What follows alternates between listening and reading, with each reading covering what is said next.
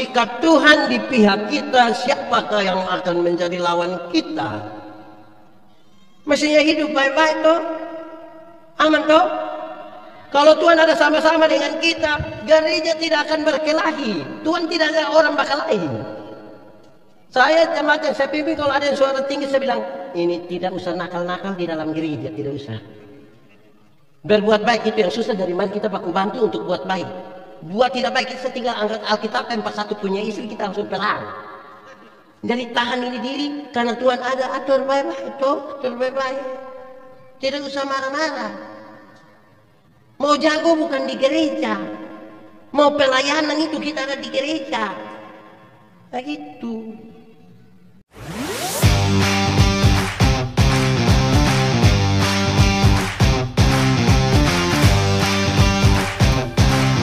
Bapak Ibu jemaat yang terkasih dalam Tuhan Yesus, di hari ulang tahun Gereja Toraja Jemaat Sion Anutapura yang ke-42, tema kita adalah hidup dalam Kristus. Menurut Injil Yohanes pasal 10 ayat 10, karena itu saya ajak kita buka Alkitab Injil Yohanes pasal 10 ayat 10, yang sudah dapat katakan amin. Amin betul? Separuh tidak buka Alkitab juga amin. Itu tidak hidup dalam Kristus itu. Karena hanya ada satu ayat, mari kita baca sama-sama Injil Yohanes pasal 10 ayat 10, 1, 2, 3. Pencuri datang hanya untuk mencuri dan membunuh dan membinasakan. Aku datang supaya mereka mempunyai hidup dan mempunyainya dalam segala kelimpahan. Demikian firman Tuhan. Berbahagia setiap orang yang mendengar firman, memelihara dan melakukan dalam hidup setiap hari. Shalom. Sekali lagi shalom. Saya mau tanya, shalom jemaat. Shalom. Ada sukacita? Sudah makan? Kenyang? Enak? Mau tambah? Minta dia yang ambil lelang tadi. Ya, ini di awal kita mulai dari baku tanya saja. Sion merayakan ulang tahun persekutuan jemaat ke berapa? 42 itu sudah besar atau masih kecil? Dewasa atau masih anak-anak? Banyak atau sedikit? Yang paling standar dari khotbah-khotbah ulang tahun, saya suka mengatakan begini. Dewasa itu ada 3. Ada berapa? 1, dewasa biologis. Dewasa apa? Dewasa biologis itu 10 tahun lalu kita punya berat badan hanya 37 dan sekarang 73. Itu dewasa biologis itu. Waktu itu kita pakai celana nomor 27 tidak ada masalah karena perut rata saja. Sekarang perut macam ada 3, satu di sini, satu lagi. Itu dewasa biologis. Siapapun bisa begitu, makan tidur, makan tidur, makan tidur, cocok ya gemuk. Gemuk pakai bahasa Toraja bilang, nah itu sudah. Nah, kedua, pertama tadi dewasa apa? Yang kedua dewasa psikologi. Dewasa apa? Dewasa psikologi tidak tergantung umur dan berat badan. Umur 40 tahun tapi kalau tukang tersinggung, sedikit-sedikit tersinggung, sedikit-sedikit tersinggung, sedikit-sedikit tersinggung, tersinggung kok sedikit-sedikit. Di sini ada yang biasa tersinggung, yang dia tidak mau datang lagi, mau keluar dari gereja Toraja, dia ada di sini. Laki-laki atau perempuan? Dia pakai baju warna, nah ini mulai baku dulu ini, lama-lama dia tersinggung lagi nanti itu. Jemaat di Kupang itu kalau orang terlalu suka tersinggung di banyak orang, orang suka baku kode. Ketiga, tadi pertama dewasa, 2 dewasa, yang ketiga dewasa iman. Dewasa apa? Dewasa iman tidak tergantung berapa lama saudara berjemaah. Dewasa iman tidak tergantung berapa lama saudara melayani Tuhan, berapa lama saudara aktif dalam kegiatan-kegiatan rohani. Dewasa iman itu kira-kira begini. Ada anak umur 3 tahun, ada meja berat 10 kg. Anak umur 3 tahun bisa pikul meja yang 10 kg, bisa 17 tahun kemudian dia umur 20 tahun bisa pikul meja yang 10 kilo.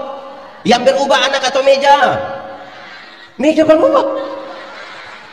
Yang berubah anak atau meja? Nah, itu dewasa iman. Orang dewasa iman tidak akan meminta beban menjadi ringan, tapi dia berdoa meminta bahu yang semakin kuat. Orang dewasa iman tidak akan meminta merengek-rengek supaya masalah menjadi berubah, karena dia tahu kalau Tuhan izinkan dia ada masalah, Tuhan tahu seberapa kuatnya dia punya bahu, selebihnya Tuhan yang atur. Jemaat, di sini tidak ada jemaat. Sudah pulang semua ini jemaat. Jemaah, saudara punya masalah? Tidak usah omong. Saya lihat yang ini muka masalah semua. Masalah ialah kesenjangan antara harapan dan kenyataan. Sama-sama, masalah ialah kesenjangan antara harapan dan kenyataan. Harapan menikah umur 28, kenyataan 34. Masalah kok tidak? Harapan menikah dengan dia, kenyataan dia menikah dengan kita pun teman sebelah. Masalah kok tidak? Jemaah, masalah bukan masalah, cara kita menangani masalah yang biasanya jadi masalah. Betul kok tidak? Anak muda, anak muda, putus cinta itu masalah kok tidak? Masalah kok tidak? Oh tidak, cari baru. Jadi soal bukan soal, cara kita menangani soal yang biasa jadi soal. Putus cinta itu masalah, biasanya dia tambah masalah kalau kita tambah baygon setengah gelas, tambah cap tikus. Kalau di Toraja minum apa? Apa? Ada yang biasa minum? Ada bawa sekarang? Nah itu yang biasa tambah masalah itu. Ya, karena itu jemaat, orang dewasa iman hampir tidak akan meminta orang lain berubah. Tapi siapa yang berubah? Siapa yang berubah? Kadang-kadang kita terlalu sibuk minta orang lain berubah, lupa rubah. Betul? Di Sion ada sektor. Nah itu kita punya masalah. Nah baik jemaat, sekarang kita belajar dari sebuah pembacaan Alkitab yang kalau kita baca perikopnya itu tentang gembala yang baik toh. Tapi bagaimana sekarang kita akan menjelaskan dia dalam konteks hidup di dalam Kristus. Ada beberapa kata kunci yang dipakai dengan sangat baik. Nanti saya akan menjelaskan satu-satu, tapi saya ingin mulai ketika Yesus mengatakan bahwa akulah pintu. Dalam pembacaan ayat-ayat sebelumnya, akulah, tahu pintu? Ada pintu di rumah? Saya mau tanya dulu pemuda dan remaja. Remaja dan pemuda, ada di antara kamu yang salah kata dengan orang tua, ada yang banting pintu? Ada? Anak muda dan remaja, kamu banting pintu itu karena kamu belum tahu harga pintu berapa. Kalau kamu sudah tahu harga pintu berapa, kamu akan tutup dengan hati-hati. Jemaat, pintu itu tempat masuk, tempat. Jangan lewat jendela, jangan langgar trotoar. Jangan lewat jendela, jangan lewat Firman Tuhan tadi bilang semua yang lewat itu dia punya nama pencuri. Pakai bahasa Toraja bilang dia biasa datang siang atau malam. Oh sekarang siang juga. Saya ingin menjelaskan saudara-saudara bahwa di awal itu Tuhan Yesus menyampaikan bahwa yang datang di luar Tuhan Yesus itu pasti menghancurkan persekutuan. Yang datang di luar Tuhan Yesus pasti apa? Yang datang di dalam Yesus pasti menyatukan persekutuan. Kenapa? Jemaat, dari dulu di seluruh gereja di dunia termasuk gereja Toraja, sudah ada orang yang dia omong sedikit tapi kerja banyak. Ada? Sion ada? Tidak banyak bicara tapi banyak. Ada yang omong banyak tapi kerja. Oh sedikit. Di sini ada. Duduk di sini. Boleh tunjuk. Ada yang waktu rapat dia usul semua program. Tapi tidak kasih persembahan sedikit juga. Ada di sini. Dia majelis atau jemaat? Jemaat. Di semua gereja itu ada orang yang di semua pertemuan dia hanya mau bertanya saja. Kadang-kadang dia bertanya begitu lupa sampai jawab kembali dia punya pertanyaan. Di Getor ada, Sion ada. Bayangkan itu. Ada yang pas kerja dia tidak ada. Waktu makan ada, Ada yang dia datang di acara hanya untuk mau babung. Oh, ada juga. Siapa punya istri? Coba angkat tangan. Jemaat, di awal saya mau kasih tahu ini supaya kita tahu bahwa potensi konflik dan pecah belah itu sangat tinggi. Kalau kita semua di luar Kristus repot. Murid-murid Yesus dibagi kira-kira begini. Petrus, Yakobus, Yohanes, Andreas, mereka hanya nelayan-nelayan kecil di Galilea. Orang-orang dengan status sosial yang rendah sekali. Tapi pada saat yang sama di antara 12 orang itu ada Lewi, pemungut cukai. Roma. Di sini ada Lewi juga. Tapi dia bukan pemungut cukai. Saudara ini.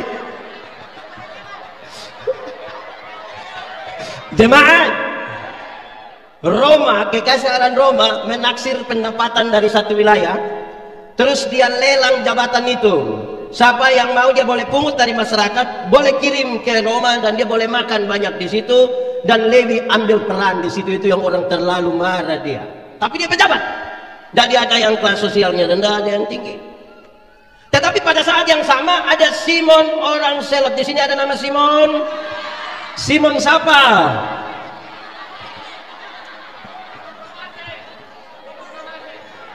Oke, jemaat. Simon itu kata Selot yang ditempatkan di belakangnya menentukan bahwa Simon itu seorang anggota partai politik. Dia seorang politisi yang anti Roma. Di sini ada politisi, tapi jangan bilang anti Roma karena memang kita tidak di Roma. Nah, saudara lihat, Simon anti Roma, Lewi mengabdi kepada Roma. Kalau dua orang ini ketemu di luar Yesus, dorang sudah kubunuh lama. Tapi Tuhan Yesus berhasil mempersekutukan mereka dalam semangat mereka yang sangat militan itu.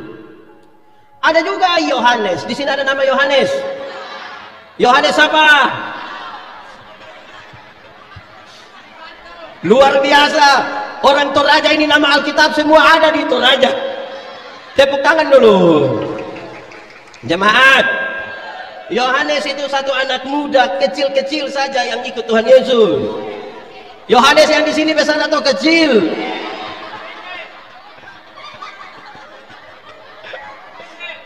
Dia anak muda. Tapi jemaat, pada saat yang sama ada Yakobus. Di sini ada nama Yakobus.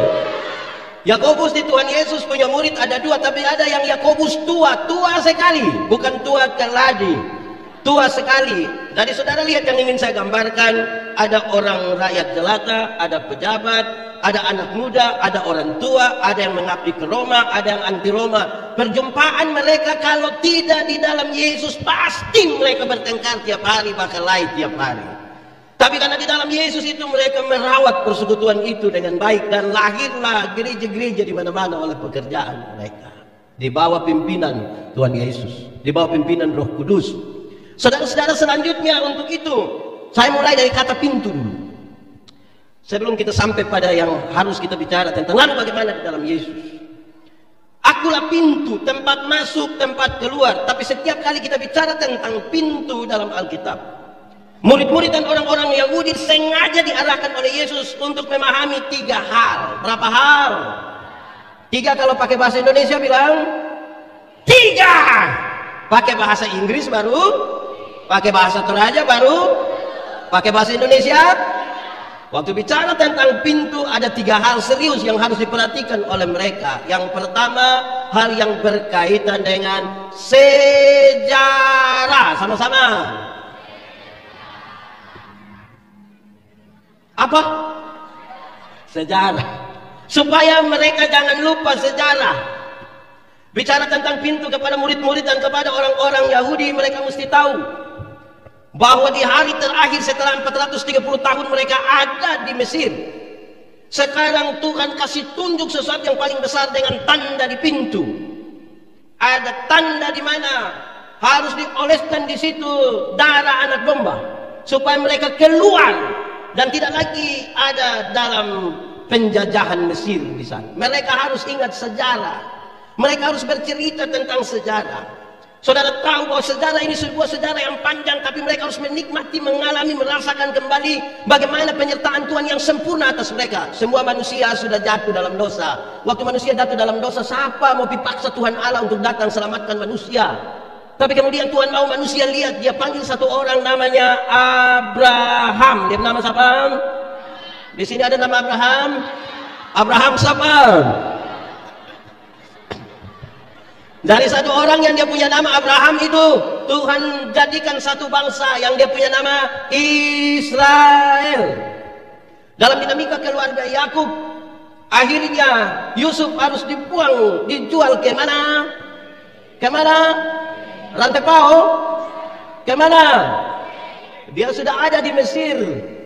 Oleh karena dinamika yang besar itu, Tuhan menuntun dia dan kemudian dia menjadi orang nomor 2 di Mesir setelah Firaun. Oleh karena sebuah masa lapar yang sangat panjang, maka pindahlah Yakub pergi ke Mesir. Oleh karena Yusuf mulai kasih tahu. Setelah Yusuf mati, kehadiran Israel menjadi ancaman bagi Mesir. Maka secara masif dan sistematif dibuat begitu rupa supaya menghancurkan Israel. Mereka tinggal di sana sebagai budak kira-kira 430 tahun, dan malam itu tanda paling terakhir mereka tinggal di situ adalah pintu. Itu dari setiap kali Tuhan bilang akulah pintu. Itu mereka harus dibawa untuk ingat sejarah. 42 tahun ini sudah tulis ya buku sejarah kok belum? Sudah ada sejarah kok belum? Tulis. Kenapa? Karena kita punya budaya bertutur. Yang tutur kalau sehat aman, kalau mabuk sedikit baru dia bertutur kita repot. Dari selama pemuka-pemuka, pendiri-pendiri, perintis-perintis gereja ada bikin dia sejarah, dibacakan berulang-ulang. Anak-anak mesti tahu, anak-anak mesti ingat. Karena anak muda bergereja itu bukan pakai selera, tapi tanggung jawab. Bukan ikut selera. Banyak anak muda gereja pakai selera. Yang pakai selera itu kalau kita makan papio. Gereja tanggung jawab, bukan selera. Amin kok? Nah, saudara-saudara, mereka mesti ingat sejarah. Di sana dinamikanya besar dari kelahiran Musa dan seterusnya. Nah, ingat sejarah. Kedua, akulah pintu. Akulah pintu. Sebenarnya menolong mereka untuk memahami tentang janji. Tentang apa? Dalam janji itu, saudara-saudara, mereka ditolong sekali oleh Tuhan. Keluar. Dalam janji itu ada berkat. Ada apa? Keluarlah dari tanah Mesir ke satu tempat yang telah kutentukan bagimu. Tuhan panggil Abraham supaya pergi ke satu tempat yang akan diberikan pada keturunannya. Ada janji di situ. Dalam janji itu ada berkat di situ. Panggilan ini menjadi menarik lewat pintu malam itu mereka keluar. Satu, keluarlah untuk pergi beribadah. Pergi apa? Pergi apa? Tapi banyak orang yang sudah keluar dari pintu di Mesir sudah lupa ibadah. Ini jemaat Getor yang 740 sekian kakak rajin ibadah semua. Aman. Kenapa ini kasat mata pendeta lihat yang hadir lebih banyak mama-mama? Apakah ini mama janda semua? Ini mama-mama janda? Jemaat, mereka keluar pertama itu supaya pergi beribadah. Nanti dalam ibadah mereka itu baru kemudian mereka dapat ketentuan hukum untuk hidup. Jadi panggil ibadah. Tapi saudara tahu, di banyak tempat itu, saya tidak tahu di gereja Toraja. Saya juga pendeta jemaat, melayani kira-kira 260 kakak. Saudara, kalau ada ibadah syukur di suatu rumah begitu, pendeta pergi pimpin. Yang menarik adalah waktu ibadah orang sedikit. Pas makan. Ulang. Waktu ibadah orang pas makan. Don datang dari jemaat. Ada yang orang punya rumah di samping tempat ibadah. Sudah siap cantik-cantik, ganteng-ganteng. Istri bilang, "Papa, mari kita ibadah." Beliau bilang, "Masih ibadah." Itu dia mau pergi bikin apa? Jemaat, ada anak-anak muda yang waktu masih pacaran rajin sekali jemput pacar. Bawa datang di gereja, kelihatan jadi imam. Setelah menikah istri datang sendiri, dia tidak datang. Terus pendeta bilang, hei, kenapa kasih tinggal istri sendiri, kenapa engkau tidak datang? Dengan yakin sekali dia bilang, pendeta, waktu pendeta kasih nikah saya dengan ibu, kami dua telah menjadi satu. Jadi istri kalau sudah pergi itu sama dengan suami juga sudah. Jemaat, memangnya kalau istri sudah makan sama dengan suami semakan? Saya suka bilang begini, masuk surga itu seperti pergi ke WC. Pernah ke WC? Tidak bisa diwakilkan. Masing-masing akan pergi sendiri. Betul? Atau siapa di antara kita yang dia mau ke belakang, kita tanya, kakak, yo, kemana? WC, titip. Tidak bisa. Masing-masing mesti pergi sendiri. Refleksinya pribadi. Amin, Bang? Ini ibu-ibu dong juga satu. Ibu-ibu. Banyak yang siap cantik-cantik ini, tapi datang gereja jalan sendiri. Pendeta tanya, ibu, mana suami? Terus saya, tahu sendiri. Sudah tahu suami begini, kenapa ambil resiko? Hei jemaah, Sion ini gereja bagus, kok tidak? Dia punya bangunan. Ini diresmikan kapan? Waktu peresmian itu ada berapa banyak ekor yang di... banyak kok sedikit? Ibu-ibu pergi salon kok tidak waktu itu? Dan saudara, saya mau kasih tahu, gedung ibadah yang menghabiskan miliaran rupiah ini bagus-bagus, mantap-mantap. Tapi yang menarik adalah kalau mereka ikut ibadah, terus pendeta Nathan bilang, Bapak Ibu, saudara-saudara, mari kita satu hati dalam doa syafaat. Pas separuh tutup mata, separuh langsung begini. Betul? Dong keluar atau ke dalam? Keluar bikin apa di luar? Dong keluar merokok? Majelis atau jemaat? Kita hanya bantu tanya. Jemaat, kalau bikin gedung ibadah bagus-bagus baru sebentar mau duduk di luar, untuk apa bangun gedung ibadah? Kalau nantinya hanya mau duduk di luar. Betul? Di sini yang biasa duduk di luar angkat tangan sudah. Masuk tuh, gedung ada bagus ini, mantap. Ada pakai AC lagi. Saya lihat ini 5 PK. Mantap toh? Lalu keluar supaya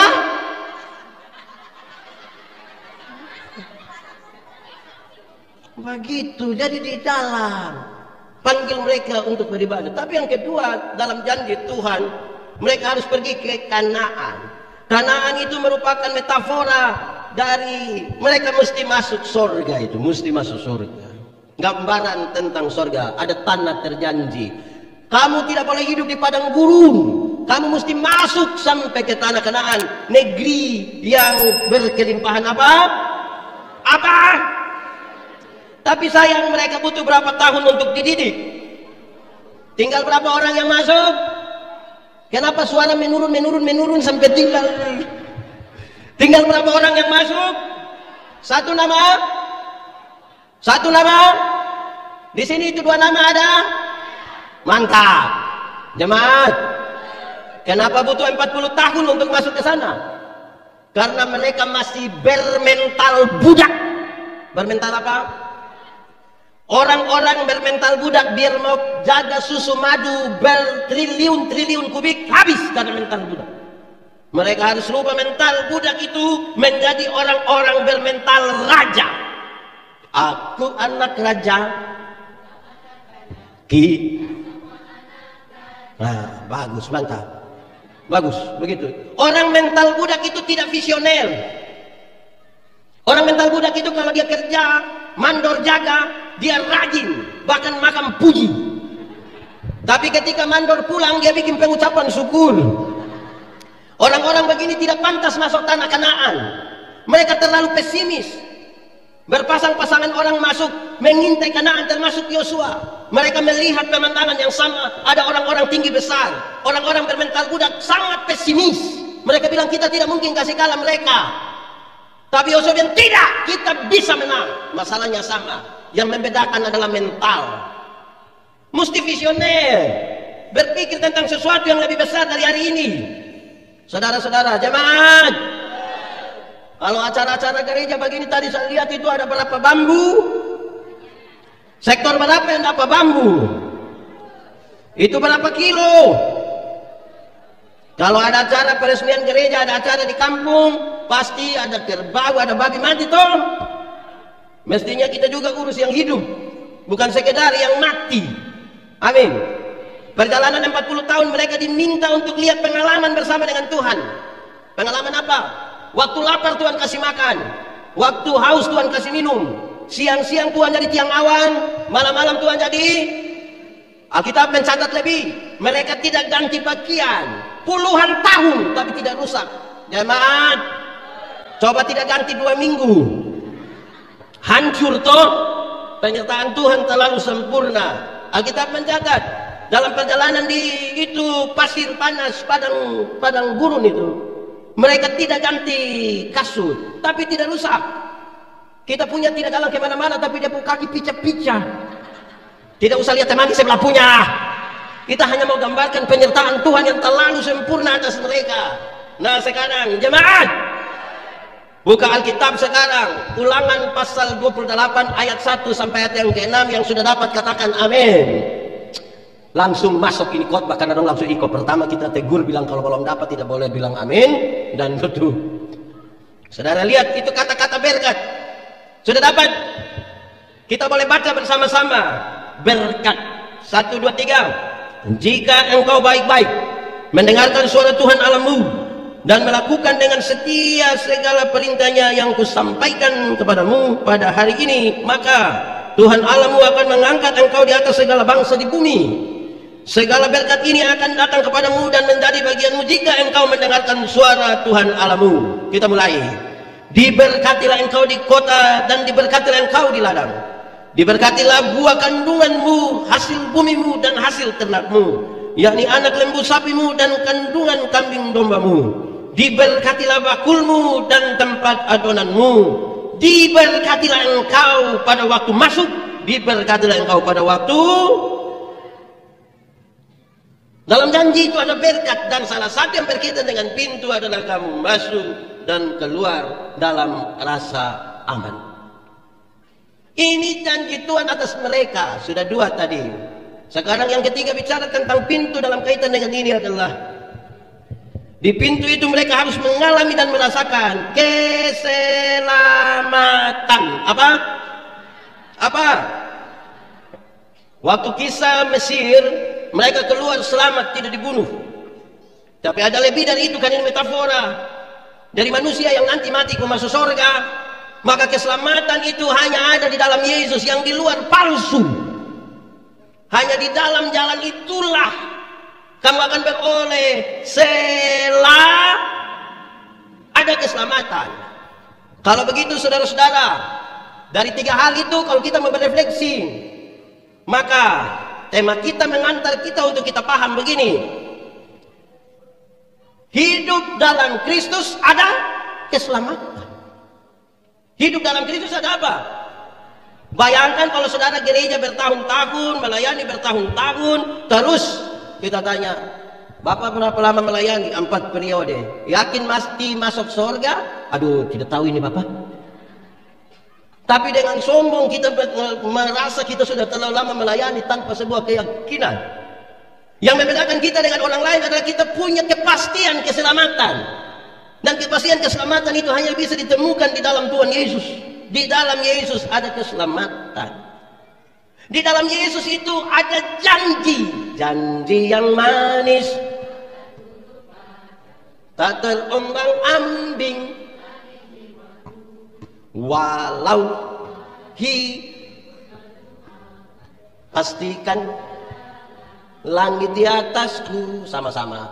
Kau tidak akan aku lupakan. Aku menunggu. Kau tidak akan aku lupakan. Aku penolong. Saya lihat ada yang seperti rohani tapi tidak tahu. Dia hanya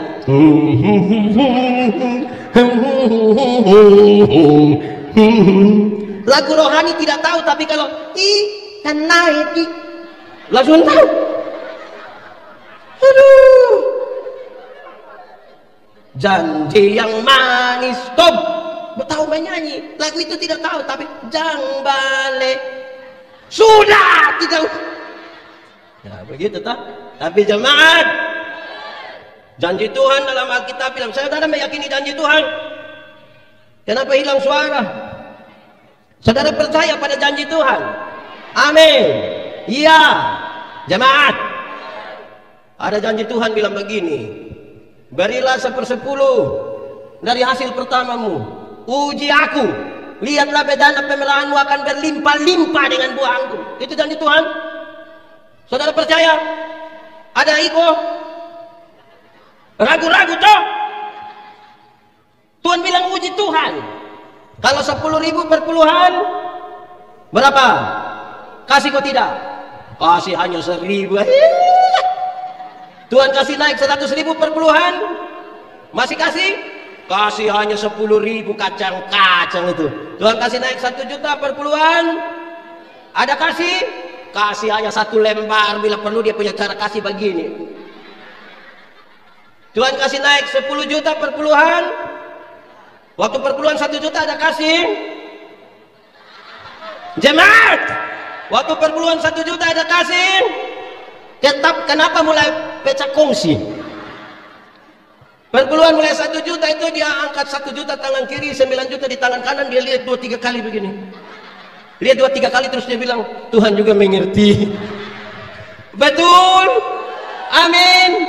Hanya satu kata, bertobatlah. Kalau tidak bertobat minimal berobatlah. Itu ada sakit itu. Jemaat, saya bulan lalu atau 2 bulan lalu melayani di mana? Di Tultuli, bukan, maaf salah, di Perigi Motong. Terus minggu lalu saya ada di Kota Mubagu. Saya bilang begini, hei jemaat, jangan takut. Pendeta-pendeta itu jangan takut dengan pemeliharaan Tuhan bagi kita. Janjinya itu luar biasa. Aku menyertai engkau, jangan takut. Dan dia menyertai bukan sedikit-sedikit, sampai pada kesudahan zaman. Apa hubungannya dengan tadi persembahan? Saya bilang, jemaat, bahwa persembahan itu uang yang ada proklamator, itu susah masuk. Yang banyak masuk itu pejuang, patimura, ada pegang pedang, sehingga kami tetap berjuang, tapi hidup hingga hari ini hidup. Bahkan saudara tahu kenapa patimura taruh pedang begini? Karena ada yang harus ramas kuat-kuat, hampir-hampir itu pedang patah gara-gara dia ramas. Di sini juga gitu. Saya tidak khotbah supaya sebentar saudara kasih 2 juta. Saya tidak khotbah untuk itu. Tapi saudara lihat, waktu acara yang akan menunjukkan prestise, kita bisa bunuh kerbau, bunuh babi, bunuh semua. Tapi waktu memberi persembahan, itu kata dasarnya sembah bukan sumbang. Orang ketakutan, apalagi lihat tangguh ada 7.000. Berefleksilah tentang janji Tuhan. Kita ingat sedikit. Kan kita mau hidup dalam Tuhan itu, dalam Tuhan. Saudara tahu, panggilan untuk dapat hak kesulungan itu berkaitan dengan 3 hal. Berkaitan dengan berapa hal? 3 kalau pakai bahasa Indonesia, pakai bahasa Inggris, pakai bahasa Toraja, pakai bahasa Cina. Jemaat, hak kesulungan itu berurusan dengan 1, hak untuk beribadah sama-sama. Jadi ibadah itu hak, bukan kewajiban. Tapi banyak orang masih melihat ibadah seperti kewajiban, sehingga dia sangat terbebani untuk mengikuti ibadah. Kalau hak, saudara menuntut di mana-mana. Saudara ada yang sudah ada kerja, ada yang punya kerja, atau orang di sini tidak ada yang ada kerja. Ada yang punya pekerjaan, ada gaji. Kalau ketika dibayarkan gaji itu hak atau kewajiban? Saudara mestinya tidak peduli toh yang mau bayar ini kah, itu kah, ini kah, yang penting saya hak kasih, betul? Tidak pilih-pilih orang pembayar kan? Persoalannya silakan pikir siapa yang mau bayar, tapi kita penerima akan terima saja toh. Jemaat, di Sion ada berapa pendeta? Apakah ada jemaat di Sion yang tukang pilih-pilih pendeta? Ada. Yang pas tulis bilang pendeta yang di setan pimpin, enggak bisa pimpin. Ada di Sion. Majelis atau jamaah? Saudara-saudara, ibadah itu hak. Ketika menuntut hak, siapapun mau kasihkan satu hak. Atau di sini ada yang terima gaji 5 juta, terus dititip lewat penjaga kantor, dia minta maaf, kau tidak pantas bayar gaji. Tidak, saya tidak akan terima begitu. Satu, dipanggil untuk beribadah, hak untuk beribadah kepada Tuhan. Yang kedua, hak untuk masuk tanah terjanji, sama-sama. Masuk tanah terjanji itu hak, waris. Yang ketiga, saudara dipanggil untuk menjadi berkat. Dipanggil untuk, oh Tuhan, hidupku selagi apa? Masih kuat, bila saatnya nanti hidup ini apa? Jemaat, akan ada satu waktu saudara tidak berdaya lagi. Mungkin karena tua, mungkin karena pensiun, mungkin karena sakit, mungkin karena kecelakaan. Tapi waktu orang berefleksi, orang sudah bilang, ini orang tua sudah jadi berkat. Jangan dari berdaya sampai tidak berdaya, tidak pernah jadi apa-apa. Hanya jadi beban saja. Akhirnya setiap kali dia baru muncul di pintu, orang-orang baku korek bilang, kau lihat beban sudah datang. Oh Tuhan, pakailah apa? Selagi apa? Bila apa? Ku tak berdaya lagi, hidup ini apa? Jemaat, ada 2 orang menghadap Tuhan minta karunia. Ternyata di Tuhan tinggal 2 karunia. Berapa karunia? 2 kalau pakai bahasa Toraja bilang, pakai bahasa Inggris, pakai bahasa Timur. Oke. Ternyata di Tuhan tinggal 2 karunia. 1 karunia memberi, 1 karunia menerima. Orang pertama cepat-cepat ambil karunia menerima. Tinggal karunia. Orang kedua garu-garu kepala begini diambil karunia memberi.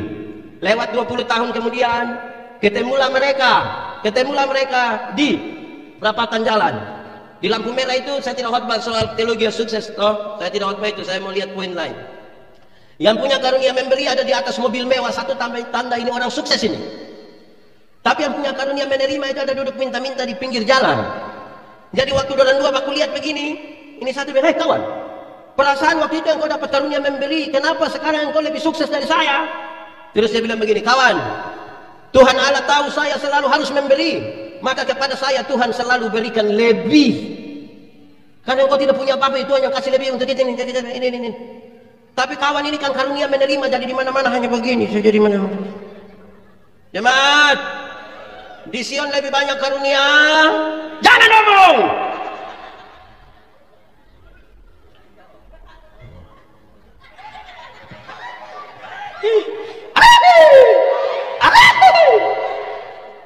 Begitu.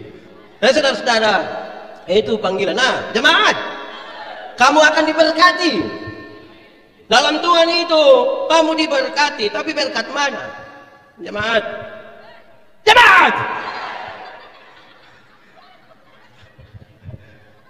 Jangan cari Tuhan hanya untuk berkat-berkat jasmani saja. Tapi ada juga berkat rohani kan? Cari juga berkat rohani. Yang berkat jasmani, saya bilang di mana-mana saudara, keselamatan yang kita dapat dari Tuhan, keselamatan yang luar biasa, tidak bisa dibelanjakan oleh dunia ini. Mau orang paling kaya sekalipun tidak bisa beli keselamatan. Kalau begitu cari Tuhan jangan, ini bahasa lamin saudara tahu, saya ingin ulang karena ini pintu masuk. Cari Tuhan jangan hanya untuk sekedar sembuh, terlalu jasmania. Ada banyak orang tidak kenal Tuhan malah lebih sehat dari kita. Yang biasa minum minuman keras itu dia minum 3 hari lalu sampai tadi pagi istirahat sedikit minum bulan dia tidak tahu sakit. Kita yang mengaku kenal Tuhan ini duduk kena embun sedikit pulang pilek. Jangan cari Tuhan hanya untuk sembuh. Tuhan datang ke dunia bukan untuk bikin orang sakit jadi sembuh, walaupun bisa dia buat. Jemaat, jangan cari Tuhan hanya untuk kaya saja. Karena Tuhan datang ke dunia bukan untuk bikin orang miskin jadi kaya, walaupun bisa dia buat itu. Ingat, ada banyak orang yang tidak kenal Tuhan malah lebih kaya dari kita. Itu koruptor itu kaya-kaya semua. Dia punya rumah 2, 3, 4, 5, sampai tidak suka tinggal di rumah, dia tinggal di penjara sana.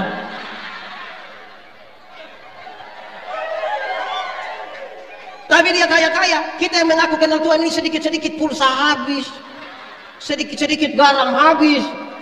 Mau beli sepatu untuk acara hari ini, saya pakai tanya dia yang jual, boleh bayar 6 kali. Makanya cari Tuhan pertama-tama untuk selamat. Amin toh? Jemaat, untuk apa badan bagus-bagus, pakaian ketat-ketat, hidup kaya raya, mati masuk neraka? Kurus-kurus, susah-susah, lemah-lemah, mati masuk surga. Mana yang baik?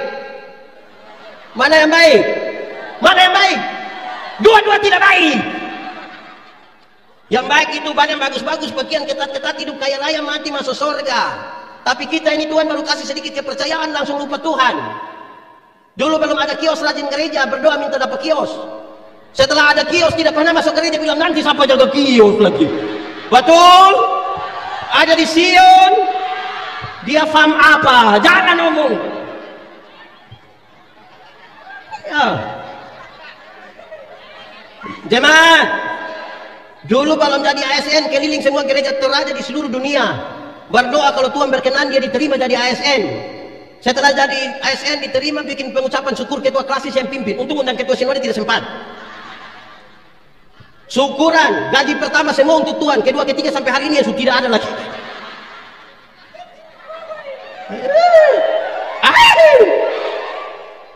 Saudara-saudara, jangan cari hanya untuk itu. Kalimat Yesus bilang begini, carilah dahulu kerajaan Allah dan kebenarannya. Selamat dulu. Nanti yang lain itu di kekayaan, kehormatan di, umur panjang di, jabatan di, istri di.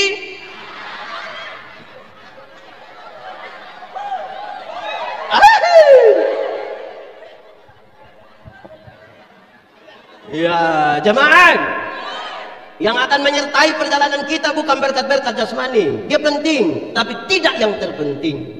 Beredar di grup-grup PA bilang begini, kalau seumur 50 tahun, cantik atau tidak cantik sudah tidak penting lagi dalam hidup. Tidak bisa lagi disembunyikan di balik lipstik dan bedak. Waktu kita baru umur 20-30 tahun, kita punya kulit ini kinclong, mantap. Su 50 meleleh ini pipi ini, meleleh. Mau perawatan bagaimana? Jemaat, saya punya teman satu waktu kami SMA, dia tato Guns N' Roses punya lambang yang ada orang duduk melukis pangku kaki begini toh. Kulit su bagus, tinta su bagus, kontrasnya dapat, mantap, kita juga suka lihat itu. Itu umur 17 tahun. Waktu umur 43 tahun dia sakit, kita pergi lihat dia, kita juga sedih. Itu tato bukan seperti orang pangku kaki, seperti orang menyembah itu, dia menurun. Mau jaga bagaimanapun. Ya, ibu-ibu, kalau ada yang datang tanya, ibu umur berapa? Terus ibu bilang 50. Dia sengaja kaget. 50? Macam 35. Jangan percaya. Jangan percaya. Masa umur 50 sama dengan 35? Nah, yang 15 di mana? Kalau ibu ada jalan dengan ibu punya anak perempuan, anak nona, anak gadis, ada yang tanya, yang itu siapa? Yang itu siapa sayang? Itu siapa? Itu saya punya anak gadis yang pertama. Dia sengaja kaget. Anak gadis yang pertama macam kakak adik. Jangan percaya. Masa mama dengan anak macam kakak adik? Mama dengan anak kalau macam kakak adik itu hanya dua kemungkinan. Kemungkinan pertama dia punya anak gadis, punya muka terlalu tua. Jadi dan dia punya mama itu jarak tipis sekali. Atau kemungkinan yang kedua dia punya mama menikah terlalu muda. Mungkin umur 6 tahun sudah nikah. Akhirnya tipis dia punya. Saudara, marah tidak apa-apa, saya mau kasih tahu saudara. Karena perawatan yang paling indah itu ada di dalam. Amin. Saudara pernah lihat kuburan? Pernah lihat kuburan? Di luar bagus kok tidak? Dari keramik kan? Dalam umur 50, umur 60 tahun ada jabatan atau tidak ada jabatan sama saja. Su pensiun. Rata-rata ASN, TNI, Polri, perusahaan swasta, pendeta usia 60 selesai. Waktu kita masih aktif, kita datang orang yang siap laksanakan lanjutkan hormat. Aktif. Kita pensiun pas sampai di kantor pos, anak kecil yang baru honor 3 bulan, lihat kita dari jauh baru dia bilang, Pak tua, ada rasa aman kah? Umur 70 tahun, rumah besar atau rumah kecil sama saja. Apalagi rumah tingkat. Masuk pakai tongkat menaik di lantai 2 dengan begini. Tidak jadi, tidak jadi. Selesai. Jemaat, umur 80 tahun kalau Tuhan izinkan kita umur panjang, maka bahkan kaya atau miskin pun tidak penting lagi. Tidak mungkin lagi ambil lelang papillon 2 bambu makan sendiri, tidak mungkin. Kolesterol, asam urat, diabetes, darah tinggi, gigi tidak ada.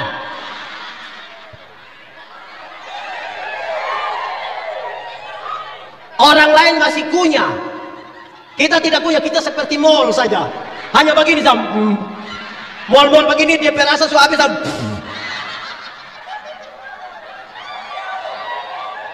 Jemaat, dalam kaitan dengan ibadah tadi di dalam Tuhan, maka Alkitab mengatakan begini, latihan badani itu baik tapi terbatas gunanya. Ibadah itu mengandung janji, baik untuk kehidupan sekarang maupun di kehidupan di zaman yang akan datang. Amin kok.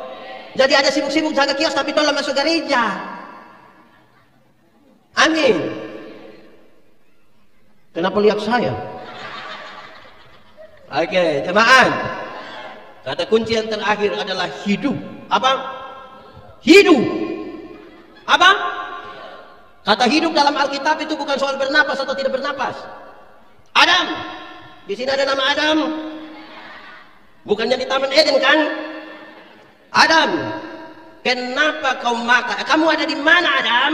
Pertanyaan itu bukan karena Tuhan tidak tahu Adam ada sembunyi di mana. Tuhan tahu atau tidak? Tuhan tahu atau tidak? Sudah tahu kenapa tanya? Adam, kamu di mana? Untung Adam tidak bilang kamu nanya. Adam cari masalah, itu dia punya nama.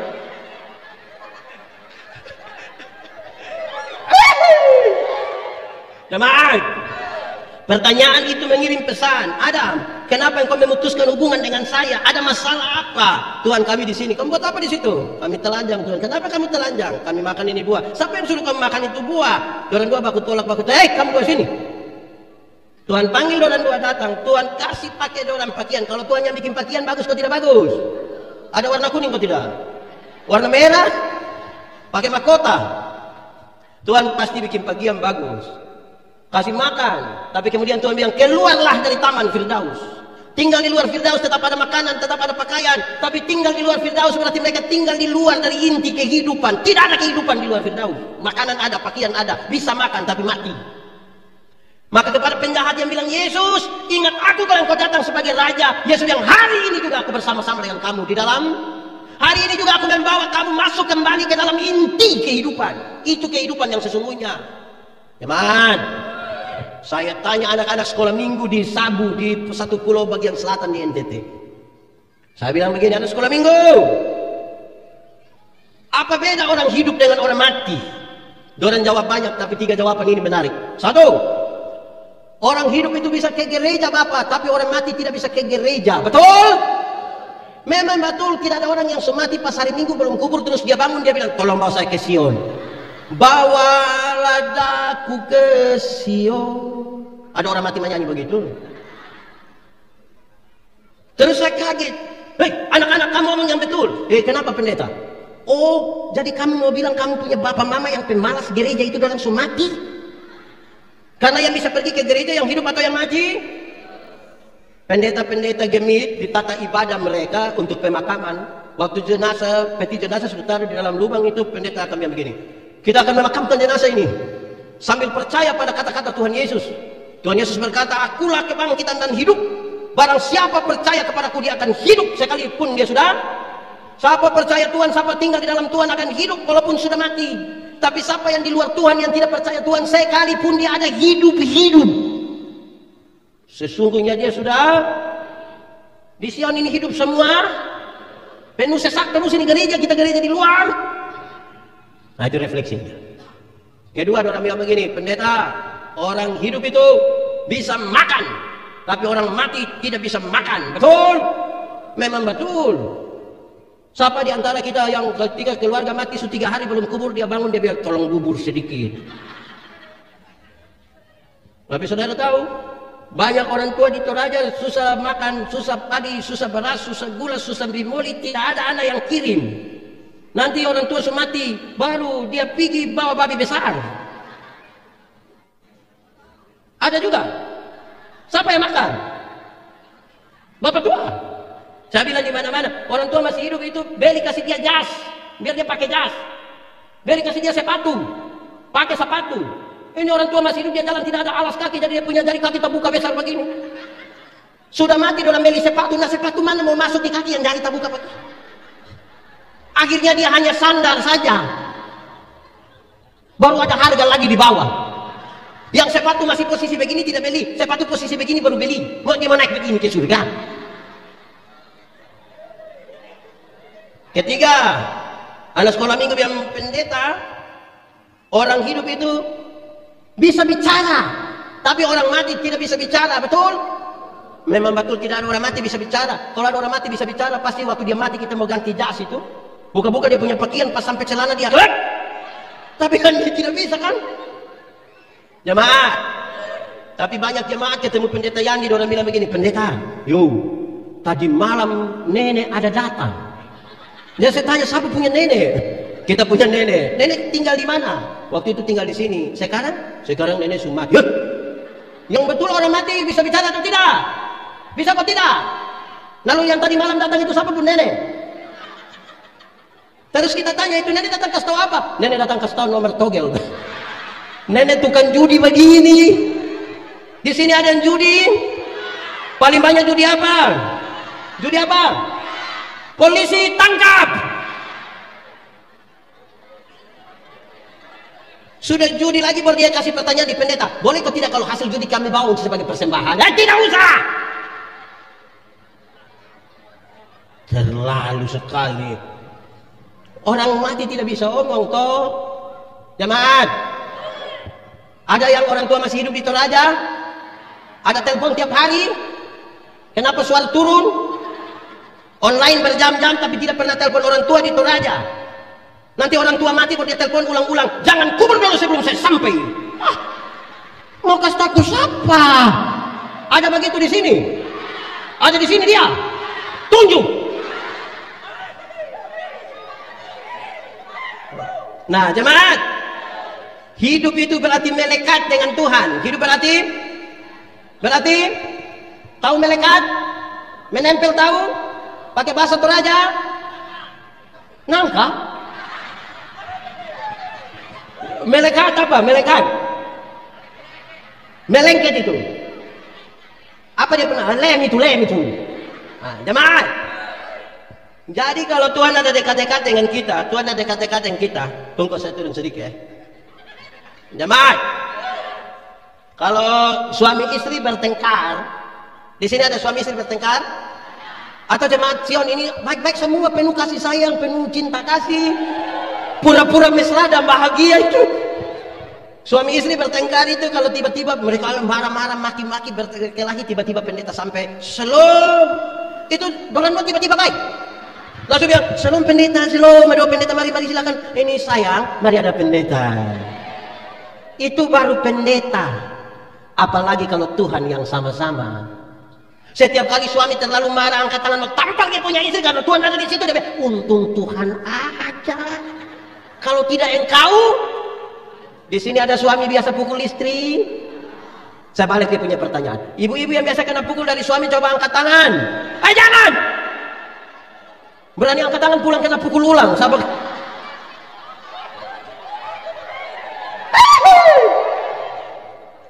Kalau Tuhan sama-sama dengan kita bisa jaga diri, sama Tuhan bisa jaga.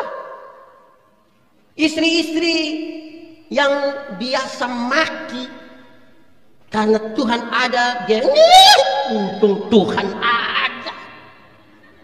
Di sini ada ibu-ibu yang biasa maki? Ada di sini. Dia cerewet atau pendiam? Oh, cerewet. Iya, itu kalau Tuhan tinggal sama-sama. Jika Tuhan di pihak kita, siapakah yang akan menjadi lawan kita? Mestinya hidup baik-baik toh, aman toh. Kalau Tuhan ada sama-sama dengan kita, gereja tidak akan berkelahi. Tuhan tidak ada orang berkelahi. Saya jemaat yang saya pimpin, kalau ada yang suara tinggi, saya bilang, ini tidak usah nakal-nakal di dalam gereja, tidak usah. Berbuat baik itu yang susah, dari mana kita baku bantu untuk buat baik. Buat tidak baik, kita tinggal angkat Alkitab, tempat satu punya istri, kita langsung perang. Jadi tahan ini diri, karena Tuhan ada, atur baik-baik, toh, atur baik-baik. Tidak usah marah-marah. Mau jago bukan di gereja, mau pelayanan itu kita ada di gereja. Begitu. Nah itu kalau Tuhan sama-sama. Jemaat, saya ini kemudian berefleksi begini, saudara. Kadang-kadang kalau Tuhan tidak sama-sama dengan kita, maka kita hanya pikir orang. Maksudnya dosa itu dinarasikan, yang penting tidak kelihatan. Kalau ketahuan baru dia penama dosa, tidak ketahuan belum dosa itu. Saya pendeta Yandi ini, saya bayangkan kalau ada yang tiba-tiba kasih saya uang 2 miliar baru bilang, Bapak tolong habiskan dalam jangka waktu 2 minggu di Singapura, Bapak pergi sendiri. Pasti saya langsung gila, saya yakin saya langsung gila. Dada tidak terlalu kuat untuk itu. Anak sekolah minggu ajar kita dari dulu, hati-hati gunakan tangan, karena itu. Kalau tahu ini lagu, pulang menyanyi sendiri, sebut dari ujung kaki sampai ujung kepala. Biar kita tahu ada Tuhan di sini toh. Betul atau tidak? Begitu. Oke. Saya tambah 30 menit boleh kok? Saya punya istri itu bilang, Papa pikir Papa khotbah bagus. Saya bilang, Mama orang undang saya ini di mana-mana, dalam negeri, luar negeri. Bapak, jangan sampai orang pikir Papa khotbah itu dong haram mau ketawa-ketawa saja. Orang pikir Papa Sule. Mama ini. Papa coba, kenapa Mama begitu? Papa coba tanya orang-orang yang ikut Papa khotbah. Jangan sampai dong dengan habis khotbah 2 bulan orang cerita orangnya, kau rugi tidak ikut pendeta Yandi khotbah. Oh iya bagus, dan lalu bagus. Dia bilang apa? Tidak tahu. Tapi saudara ingat yang tadi saya omong? Oh ada ingat?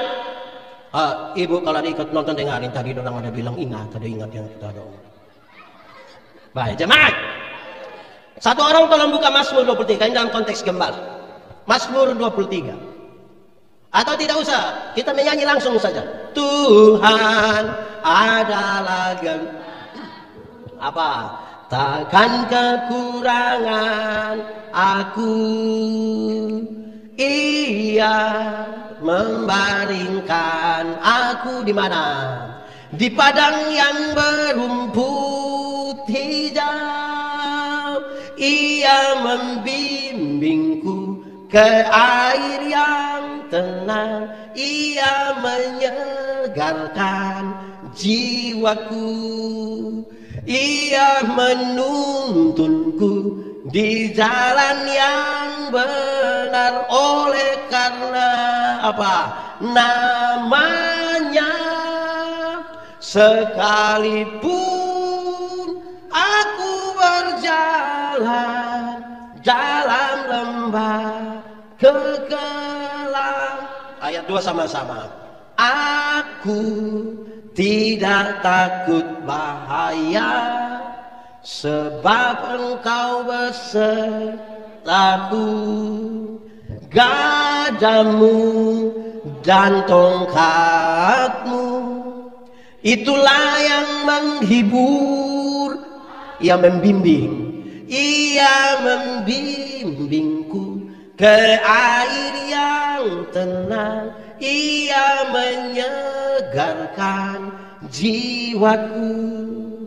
Ia menuntunku ke jalan yang benar. Oleh karena namanya.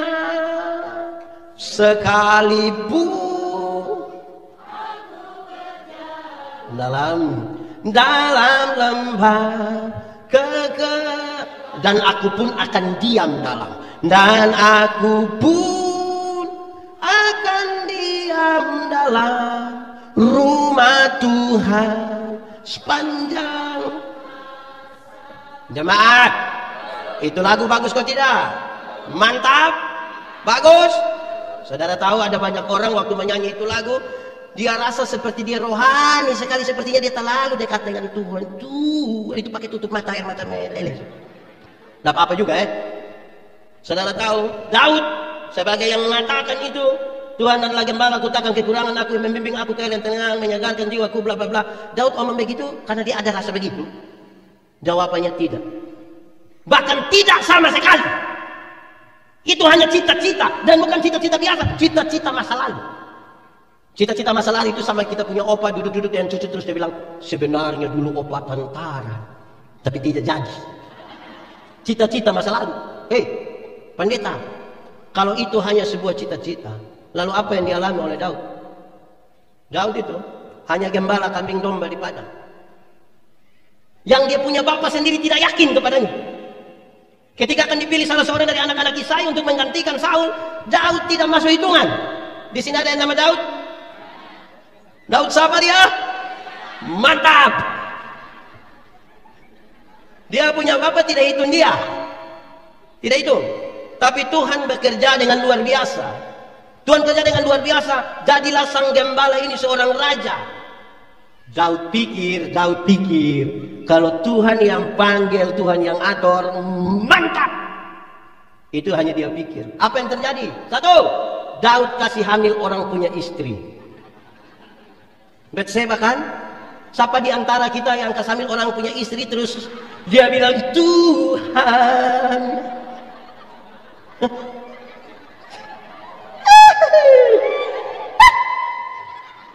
Saudara tahu itu masalah cukup di situ? Tidak, tambah lagi. Setelah ada masalah yang serius itu, Daud bikin konspirasi membunuh itu perempuan punya suami. Siapa namanya? Uria atau Urea? Dia panggil Yoab, dia bilang Yoab bikin perang, kau taruh Uria paling muka, musuh cek. Ya musuh datang cek musuh. Terus lari, kasih tinggal Uria paling depan, matilah Uria. Saudara, itu yang dialami. Siapa di antara kita yang bunuh orang punya suami terus dia bilang Tuhan? Cukup sampai di situ? Tidak. Daud punya anak mencoba 2 kali untuk merebut dia punya bapak punya tahta. Coba orang dari partai lain, partai pohon pisang, mau rebut bapak dari partai bonsai. Ini anak dalam rumah. Aman Daud punya perasaan? Cukup sampai di situ? Tidak. Daud punya anak laki-laki, kasih hamil Daud punya memperkosa Daud punya anak perempuan. Absalom memperkosa? Memperkosa? Memperkosa? Yang tahu dapat sepeda. Daud memperkosa? Absalom memperkosa? Tamat. Nggak dapat sepeda, minta dia bapak ketua. Jamaah, siapa di antara kita yang anak laki-laki perkosa anak perempuan terus dia punya bapak bilang, yes.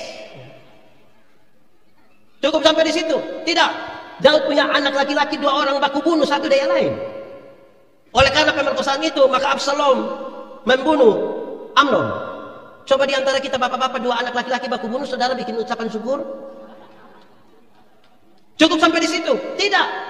Daud punya anak laki-laki, ambil Daud punya istri-istri, taruh di atas satu rumah dan bersetubuh di sana, disaksikan oleh masyarakat.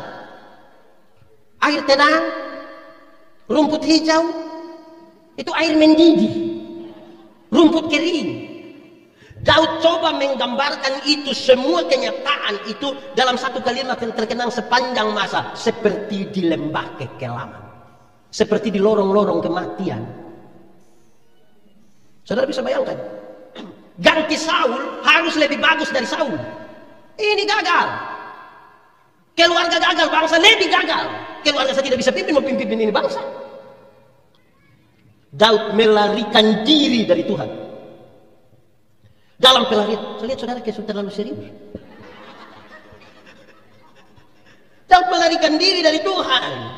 Dalam pelariannya itu, kepekaan rohaninya membuat dia sadar ada tongkat yang mengikutinya. Dia tahu ini bunyi tongkat Tuhan. Dia tahu ada gada dan dia tahu ini gada Tuhan. Dia balik belakang, dia bilang, Tuhan, kenapa Tuhan ikut saya, Tuhan? Saya yang sudah gagal ini, Tuhan. Di Afrika, saya belum pernah pisah. Saudara kok senang sekali yang saya tidak pernah di Afrika ini. Saudara maksud apa ini? Ada desa-desa kecil di Afrika, dorang punya kebiasaan, kalau ada orang disebut anak muda, maka orang-orang kampung akan ikat dia punya mata, bawa masuk ke dalam hutan, kasih tinggal 1 malam. Kalau besok pagi dia besok keluar dengan selamat, baru dia boleh disebut pemuda.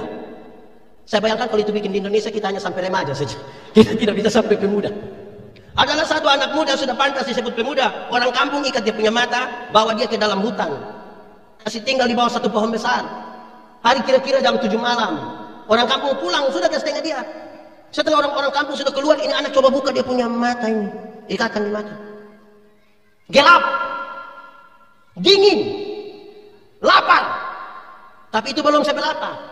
Ada satu hal yang lebih lagi, takut. Ini anak terlalu takut. Di hutan Afrika pasti ada banyak binatang kan? Ini anak takut, lapar saja tidak pikir. Pasti binatang, pasti saya yakin ada nyamuk. Hutan besar begitu tidak ada nyamuk. Kecoa ada kok tidak? Ular, harimau, singa. Saudara, dia tunggu kapan matahari pagi mau terbit supaya dia bisa keluar. Tapi dia belum 100% juga akui itu. Siapa tahu matahari terbit, dia mau keluar begini, tiba-tiba singa bilang, dia duduk takut. Dia duduk diam-diam. Hari kira-kira jam 4 subuh dia rasakan ada sesuatu jalan mendekat kepada dia. Mati sudah. Makin dekat dia sudah sangat takut. Makin dekat ini anak sudah sangat takut. Dia mau berteriak tapi dia takut. Mungkin itu barang tidak lihat dia.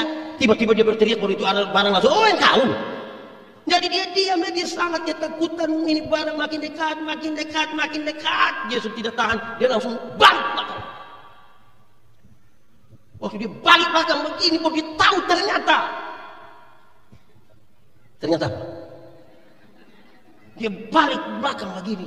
Aduh, ternyata saudara tidak usah terlalu emosional begitu. Dia balik belakang begini. Ternyata saya lihat saudara orang-orang tidak sabaran saudara. Waktu dia balik belakang begini, ibu dan cepat sudah kita mau cerita di balik belakang. Ternyata dia balik belakang begini. Kasih tahu kawan di sebelah 1, 2, 3. Ternyata dia balik belakang begini. Ternyata dia balik belakang begini. Sudah memang dia balik belakang begini. Ternyata dia punya bapak yang berdiri di belakang, pegang tombak, pegang parang. Dia sangat kaget dan dia berteriak, "Papa!" Ya, sejak kapan papa ada di situ? Dia punya papa, punya anak. Bahkan sebelum orang-orang kampung membawamu ke tempat ini, papa sudah ada di sini. Papa, kenapa papa mau lakukan itu buat saya? Saya ini bukan anak yang turut-turutan juga apa yang papa mau. Saya anak yang nakal. Tapi kenapa papa mau melakukan itu?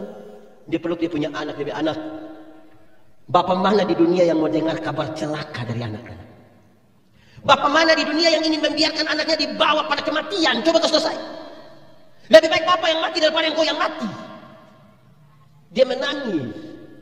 Saya menggambarkan ini dalam pelarian Daud tadi, oleh karena telah melakukan banyak sekali kejahatan yang dia gambarkan seperti di lembah kekelaman itulah. Situasi yang sangat rumit. Tuhan mengikuti dia dan dia bilang, Tuhan, kenapa Tuhan mau lakukan ini? Setelah perjumpaan dengan Tuhan itulah Daud bikin pernyataan-pernyataan yang menarik. Dia kasih tahu satu, saya memang gagal bagi bangsa ini dan bagi keluarga saya. Tapi saya percaya, ada banyak orang tidak suka saya, tapi Tuhan akan menyiapkan hidangan bagiku bahkan di hadapan musuh-musuh. Tuhan akan bikin pesta yang besar bahkan di hadapan musuh. Saya meyakini itu. Saya percaya saya gagal bagi keluarga, tapi Tuhan akan mengurapi kepala saya sebagai imam bagi keluarga dan bagi bangsa ini. Saya percaya kebajikan, kemurahan, berkat jasmani, rohani Tuhan akan berikan bagi saya. Dan karena itu harga yang harus dibayar adalah saya berkomitmen tinggal di dalam rumah Tuhan. Berapa lama? Berapa lama? Sebuah pengalaman masa lalu yang buruk, dia ubah itu menjadi masa depan yang luar biasa, tapi dengan komitmen. Tinggal di dalam rumah Tuhan. Tinggal di dalam rumah Tuhan, bukan hanya tinggal, ikut aturan dalam rumah Tuhan. Jemaat, saudara tahu sapu rumah atau tidak? Oh, saya juga tidak mau kasih tahu. Tapi kalau saudara pergi ke sapu rumah, saudara punya kebiasaan makan di rumah jam 7, saya punya kebiasaan makan di rumah jam 8. Menurut saudara, saya ikut saudara kalau saudara ikut saya? Ikut yang mana? Ikut mana? Karena itu saudara-saudara ada aturan di sapu rumah yang saudara mesti ikut. Banyak orang sudah masuk gereja tapi tidak mau ikut aturan, tidak mau diatur. Baru dia bilang, pendeta, saya ini kalau sudah kiri betul, nanti baru kanan lagi. Hah? Macam lagu saja, putar ke kiri, nona manis. Oh, sudah.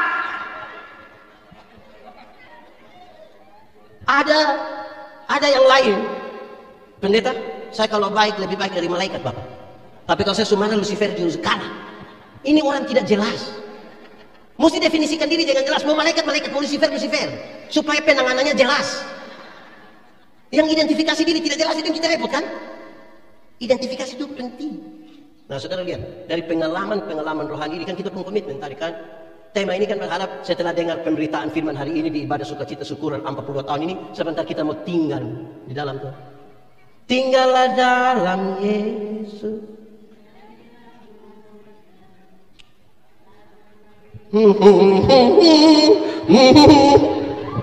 Hancurkan. Jadi, ya saudara-saudara, saya hanya ingin mengatakan selamat hari jadi ke-42. Panitia, kasih tepuk tangan untuk panitia. Tim kerja atau apa namanya. Tepuk tangan untuk para pendeta yang melayani di sini, tepuk tangan. Bagi semua majelis yang ada di sini, tepuk tangan. Biar saudara ada jengkel sampai berapa, saudara tepuk tangan. Tepuk tangan juga bagi semua sektor yang sudah ambil bagian, ini mantap. Kenapa? Nanti di bagian evaluasi kita akan ketemu kurang-kurang sedikit. Bukan soal, di dunia tidak ada yang sempurna. Tapi niat hati yang sempurna lebih penting dari kesempurnaan sebuah acara. Atau satu hal yang pasti, dalam persekutuan dengan Tuhan Allah tidak ada jerih payah.